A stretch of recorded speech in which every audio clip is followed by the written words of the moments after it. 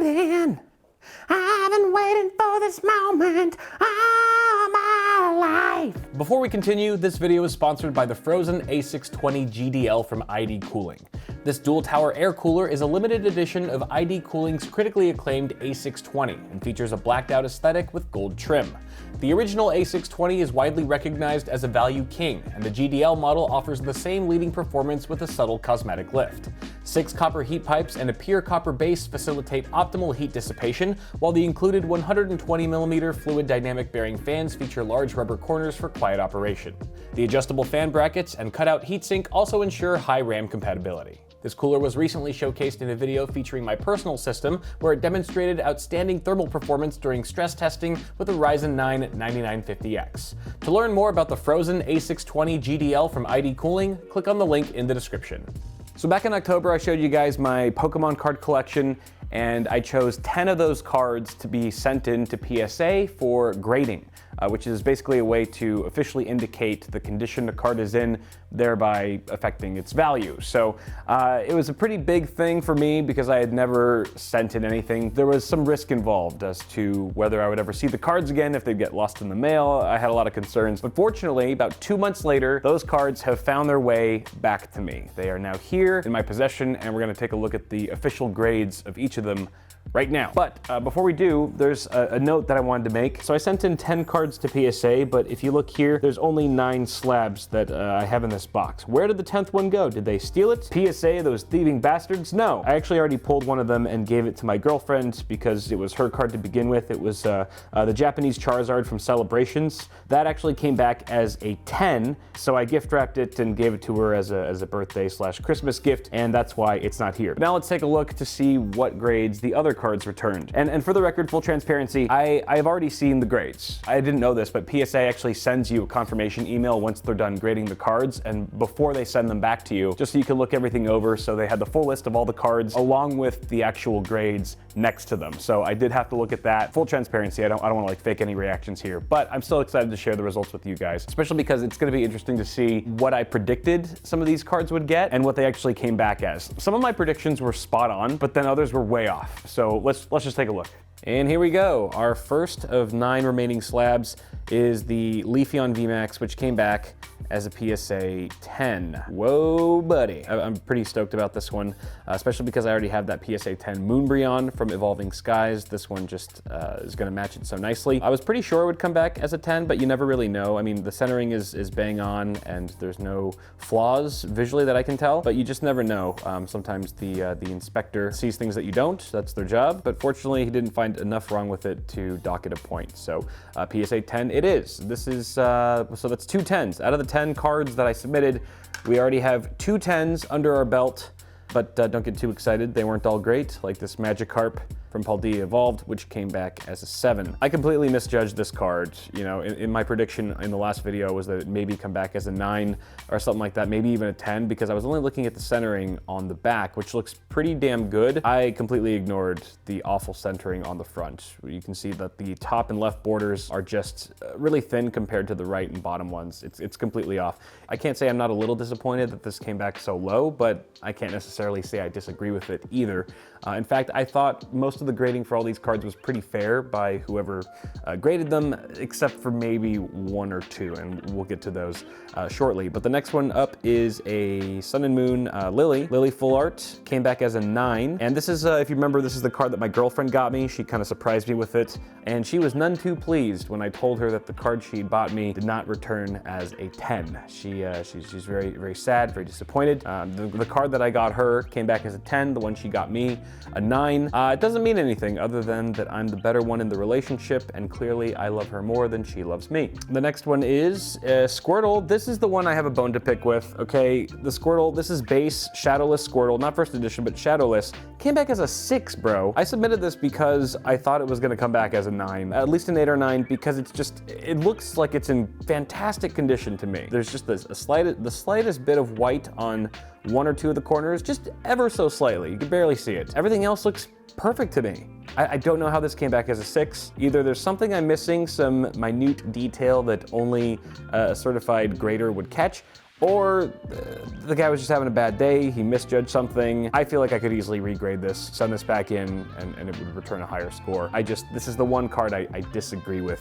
And if you guys see anything, I know it's kind of hard to tell on camera, but if you see anything about this card that might be, because the centering looks good, right? Centering on the front looks great to me, on the front and the back. Certainly nothing that would deem it a 6. There's no scratches, it doesn't really seem like there's any sun damage to it. I don't know. This one baffles me. Fortunately, the Blastoise, also from the original 1999 base set, came back as an 8. And this was right on my prediction. The graders seem to agree with me on this one. Don't know what happened with the Squirtle, but yeah, this is the highest score for any of my vintage cards that came back. A little bit of a spoiler alert, I suppose, but not too big of a spoiler because the other ones were clearly suffered a lot more damage than that Blastoise. But having an 8 with that card is super cool. The other waifu, my Misty's Favor, which I purchased a while back, came back as a 9. You know, is what it is. I think maybe centering is just a little bit off. Yeah, the right looks really thin. The right bezel, pretty thin. The left, pretty thick. And I think that's why pretty sure that was why it was docked. Whatever, you know, ladies, you're both 10s in my book. This one, the Japanese Charizard from 1996. My oldest card in my collection came back as a 2. Not too surprising. It's got this huge gash right in between Charizard's wings. You can see that big dent, kind of a dent / gash in the foil. Doesn't look that great. The rest of the card on the front looks okay, but the back is clearly tattered. You can see all the edges are pretty worn out. I honestly would have liked a 1. It would have been cool if this came back as a 1. There's something special about just being completely rock bottom, but I'll take a 2. That's totally fine. I knew it wasn't gonna come back anything special by any stretch, but it is a special card, so it's nice to finally have it slabbed. And we've got 2 more here. The Nidoking First Edition Shadowless. This is one of my favorite cards in my collection. That's why I submitted it. It came back as a 4. And I knew this was actually a spot-on prediction. I think I said in that video, the last video, that it might come back as a 4. And it sure did. It's got a lot of scratches. You can see the scratches in the green, like by where the HP is. There's some scratches there that are deep enough to reveal some of the foil underneath. And it's just in worn condition. You can tell this card was not really cared for much, but still a super cool card and one of the rarest in my collection.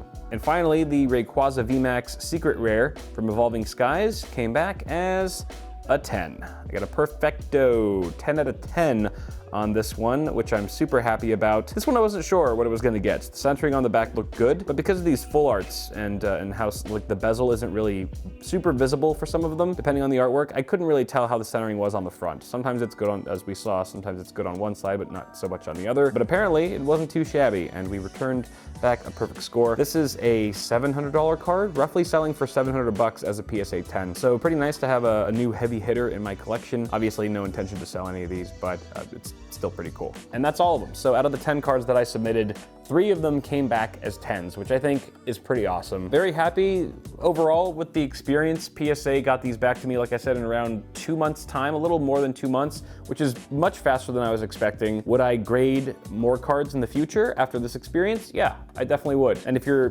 curious about how this, stacks up as an investment, from an investment angle, if I were to sell these individually, it definitely would have paid for all of the fees to get these graded, and then some. It would have been profitable for sure. With that said, we could end the video here, but why do that when we have some more booster packs to open? I got these as Christmas gifts. So there's a Surging Sparks ETB with 9 packs in it, and a Surging Sparks booster box or booster bundle with 6 packs. So a total of 15 packs that we're gonna open right now. This is the latest set in the Pokemon TCG universe, and it features the very elusive and highly sought after Pikachu card, which everyone's going crazy over right now. So maybe if we're lucky and we open these right now, we might be able to make Pikachu Peekaboo into my hand. No, someone shoot me. And as you can see, I got ahead of myself and took the plastic wrap off both boxes already because I was gonna open them earlier today, and then I stopped myself at the last minute and thought, I should wait till I'm filming and open them on camera for you guys. And so I've been waiting to open these all day. I'm very excited. Let's do it.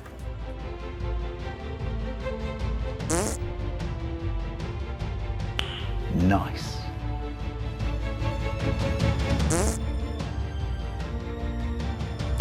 Nice.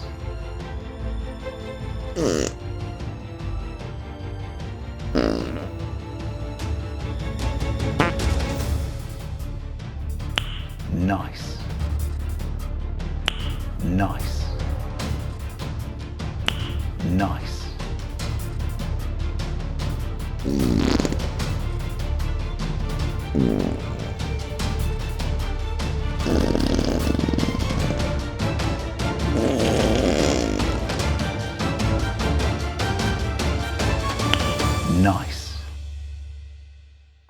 Okay, so I was gonna end the video right there, but it felt wrong. I couldn't bring myself to end the video on such a bad note because we didn't get any great pulls from that batch of cards. I thought I'll just go to my local trading card store and buy a bunch more booster boxes and ETBs so that we can continue chasing this elusive Pikachu card. And then I did a little bit more digging and realized just how difficult it is to pull this stupid card. To put it in perspective, this Pikachu EX is what they call a special illustration rare. That's the type of card it is. There's a number of these in the Surging Spark set, and the pull rate to pull any of them is 1%. That drops down significantly when you're talking about a specific special illustration rare like the Pikachu EX. The pull rate drops down to 0.1%, which means that I would have to buy like 1,000 booster packs, and then maybe, just maybe I would pull this card. But even then, I would still have to hope that the centering was perfect enough to get a PSA 10. They made it borderline impossible to the point where it just makes more sense to buy the single card outright. And right now on eBay, I just looked it up, they're going for around anywhere between